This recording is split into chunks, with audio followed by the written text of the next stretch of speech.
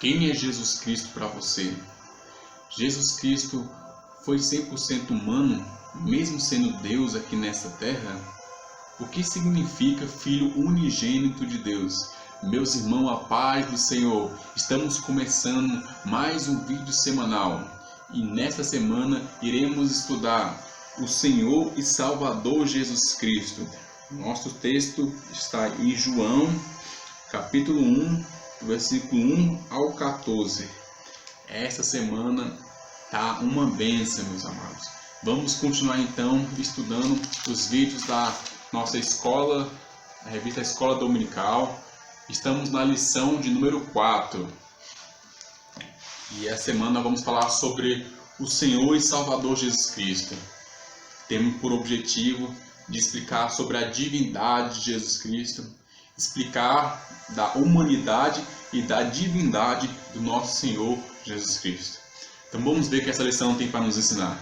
Tópico 1. O Filho unigênito de Deus. O Filho de Deus. O nosso autor, comentarista da revista aqui, ele deixou o versículo João, capítulo 20, versículo 31.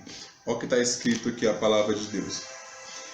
Estes, porém, foram escritos para que creiais que Jesus é o Cristo, o Filho de Deus, e para que, crendo, tenhais vida em seu nome. João 20, versículo 31. Esse versículo aqui nós vamos separá-los em 3 partes. Primeiro, João falou aqui para quê? Para que eles vão para que ele mandou? Para que creiam que ele é o Messias. E que é o Messias? Messias é o Salvador. Estes, porém, foram escritos para que creiam que Jesus é o Cristo, o Mashiach, o Messias. Cristo é o Messias. E segundo, Cristo e o Filho de Deus, para que creiam também que é o Filho de Deus e para que creiais em seu nome. Para que tenham vida em seu nome.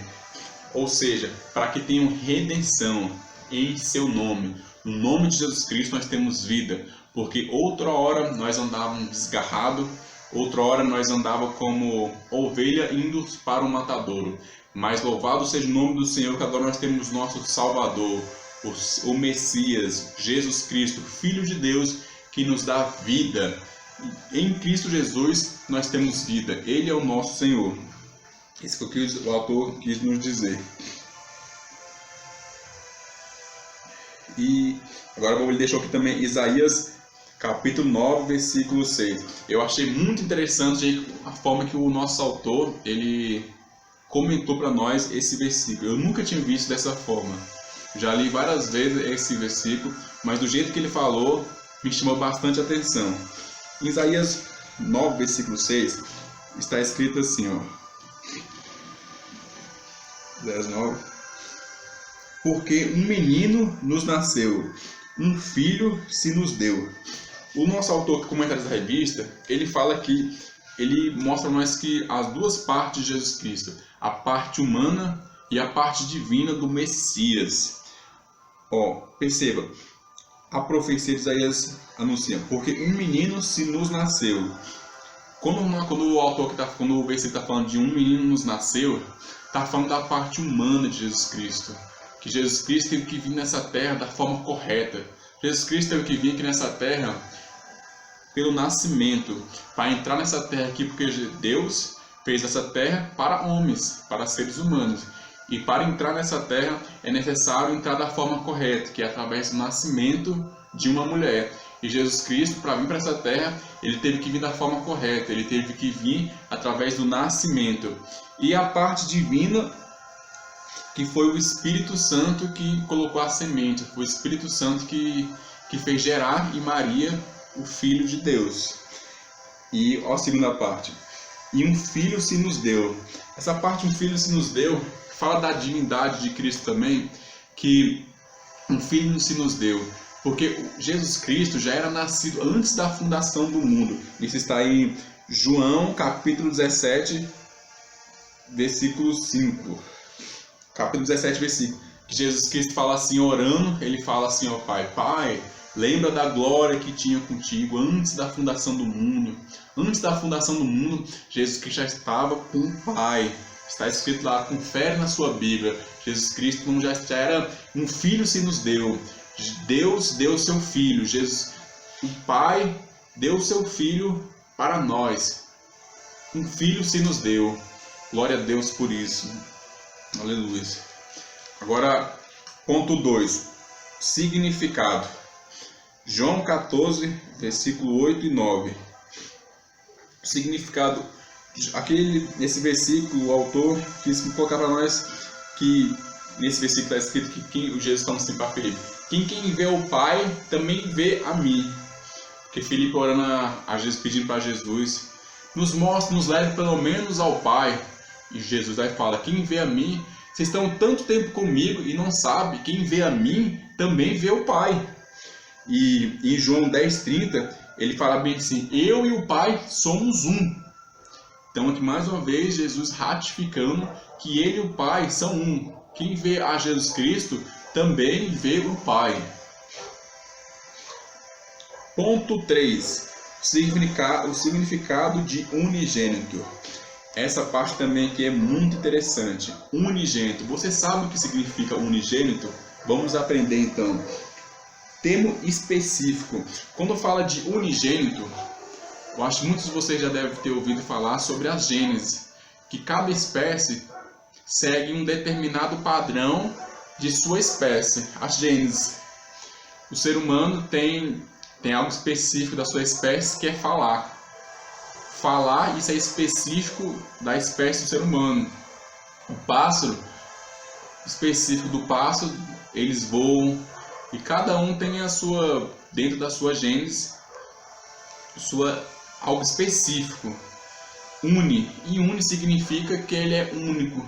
Então, unigênito significa que é algo especificamente só para Jesus Cristo. Ele é o Filho unigênito. Ele só tem essa espécie. Jesus só tem um dessa espécie. É como se se nascesse um filho de dois seres humanos, um filho de uma pessoa daqui e outra pessoa também.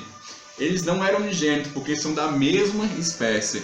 Agora Jesus Cristo não tem outra pessoa da mesma espécie de Jesus Cristo. Jesus é o único Filho de Deus, por isso que é chamado Filho unigênito.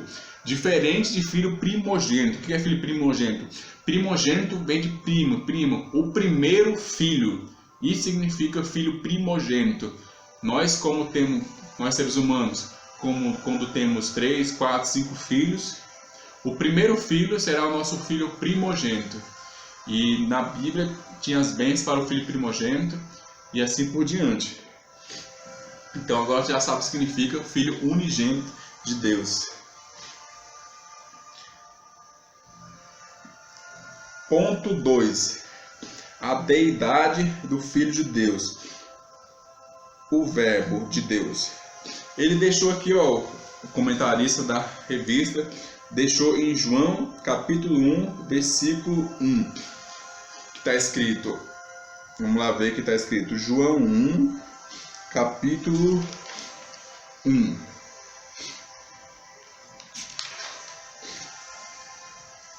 E a palavra, ele fala bem assim, o verbo. E o verbo era Deus. O termo verbo aparece 2 vezes nessa passagem. Uma delas em referência ao Pai, e o verbo estava com Deus. Aqui o comentarista aqui no comentário, ele fala da palavra grego pros, que vem traduzida para o nosso idioma com. Segundo aqui o comentarista, ele fala que essa palavra pros significa com, significa que é no mesmo nível. Aqui, uma delas em referência ao Pai, e o verbo estava com Deus. Com, nessa segunda cláusula, diz respeito ao plano de igualdade. Então, segundo aqui o nosso comentário da revista, diz que essa palavra pros significa com intimidade, igualdade. Então, o verbo estava com Deus. Aqui ele fala de Jesus Cristo e depois fala do Pai também, que o verbo estava com, que como ele já falou, que significa de igualdade, estava na mesma intimidade, mesma igualdade com o Pai, em João 1:1. E faz referência também ao Pai, quando fala assim, estava com Deus, o verbo estava com Deus. E quando fala de referência ao Filho, e fala assim, e o Verbo era Deus. Porque o Verbo aqui em João 1:1 está se referindo a Jesus Cristo. Aí ele vai e fala, e o Verbo também era Deus. Então aqui em João, ele já está também se ratificando que o nosso Senhor e Jesus Cristo também é Deus. E assim como o nosso comentarista deixou bem claro para nós aqui, que quando a Bíblia, que foi escrito no Novo Testamento em grego, essa palavra grego, que é o pros, significa de igualdade e intimidade. E o Verbo estava com Deus. O Verbo se referindo a Jesus Cristo e com Deus, que é o Pai. E também fala assim, depois esse Verbo, que era Jesus Cristo, era Deus. Então, Deus e Jesus Cristo estavam em pé de igualdade e intimidade. Em ponto 2, tópico 2, melhor, fala das reações da divindade. As reações sobre a divindade de Jesus Cristo, até hoje muitos ainda não creem que Jesus Cristo é Deus. Eles não creem que Jesus Cristo é o Filho de Deus como sendo igual a Deus. Até os judeus naquele tempo, quem escreveu a Bíblia, que foram também judeus, Lucas, João, eram judeus. E naquela época, eles sofreram muito por colocar Jesus também como Deus. E eles foram chamados de politeísta, porque acreditar, falar que Jesus é Deus, também no Deus Javé, falando que era seguindo dois deuses. Mas não, como nós já vimos, que o Senhor Jesus Cristo e o Deus Pai é o mesmo Deus. Por isso que nós não somos politeístas. Os judeus falam que nós somos politeístas por esse motivo, de acreditar no Deus Pai, no Deus Filho. Mas mesmo assim eles continuaram firmes. Os discípulos de Jesus continuaram firmes ainda, pregando que Jesus também era Deus. Então eles tiveram muitas reações assim negativas, né? Mas até hoje também nós temos. Mas assim como os discípulos enfrentaram situações difíceis, também não vamos continuar ainda. Você vai ter pessoas que vai bater na sua porta falando que Jesus não é Deus. Mas tenha certeza que, assim como nós já lemos, Jesus é Deus. Está lá em João 1:1. Você mostra para eles lá. Tópico 3. Ponto 3. O relacionamento entre o Pai e o Filho. Em Gálatas 1:1, aqui vem mostrar que o Pai e o Filho aparecem no mesmo nível de divindade. Então, como nós falamos, Jesus Cristo e o Pai estão no mesmo nível de divindade. É o mesmo Deus e a mesma substância. É como se Jesus Cristo, Deus Pai, tivesse saído da substância de Deus. Eles são da mesma substância.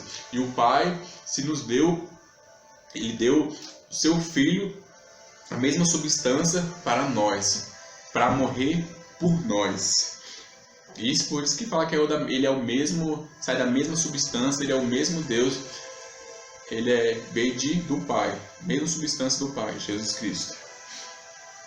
Agora que nós vamos falar, nós já vimos Jesus Cristo como divindade, agora vamos falar Jesus Cristo como humanos. A humanidade do Filho de Deus.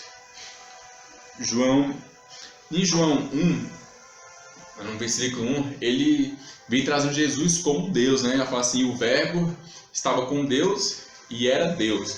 Aí lá no versículo 14, ele já fala bem assim, e o Verbo se fez carne. Está falando que Jesus Cristo ele veio para essa terra como humano, está falando da humanidade agora de Jesus Cristo. Então agora vamos ver algumas características, ver se realmente Jesus Cristo era humano aqui nessa terra. Eu separei algumas características aqui, para os irmãos entenderem o tanto que Jesus Cristo foi humano igualzinho a mim ou a você aqui nessa terra. Primeiro, ele teve um nascimento normal, ele não foi agora com uns desenhos animados que fala que veio de um planeta estranho e nasceu que não. Jesus Cristo ele nasceu aqui nessa terra e nasceu normalmente, de um parto. Então, essa é a primeira humanidade de Jesus Cristo que eu quero mostrar para os irmãos.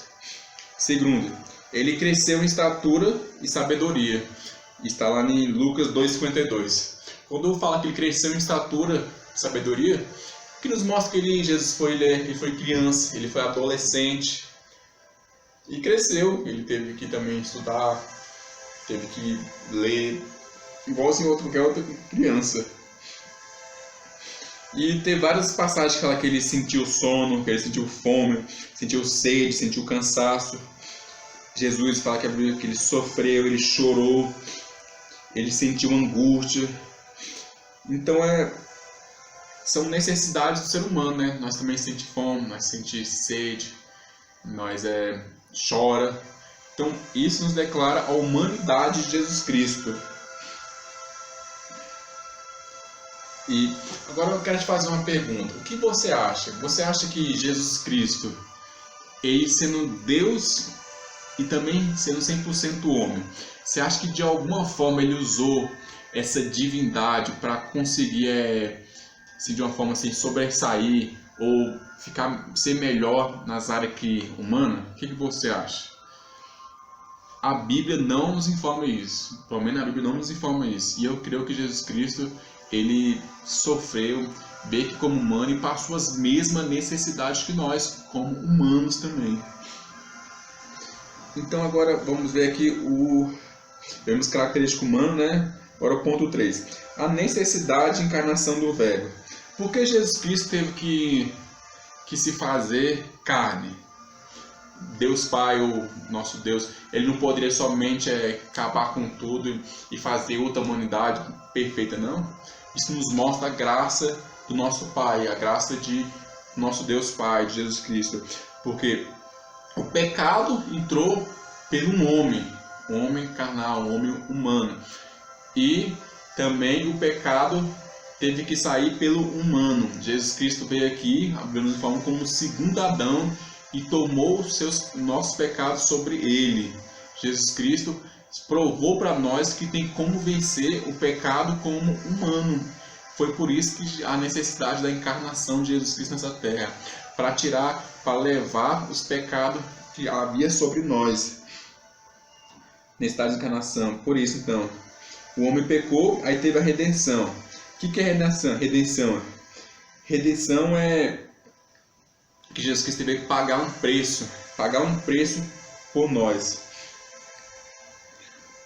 Jesus Cristo, ele pagou o preço pelos seus pecados. Jesus Cristo pagou o preço pelos meus pecados.